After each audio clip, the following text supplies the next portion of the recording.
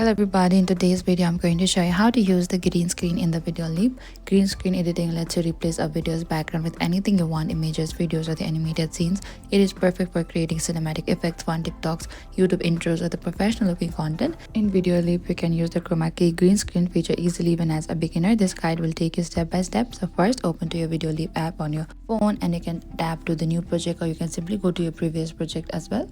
And make sure your video comes to your timeline. Make sure your clip was filmed against a solid green or the blue background for the best result. And over here you can tap on the video clip on the timeline, and in the editing menu below the preview you can find this chroma. Select to this chroma there and you can choose the picker, you can choose the intensity as well, and that is it. You can play to watch your video with the new background, adjust the edges, color tolerance or the positioning if needed. And thank you for watching this video. I hope I could help you. Don't forget to like, share and subscribe, and if you have any queries or confusion, please comment down below and we will reach out to you very soon.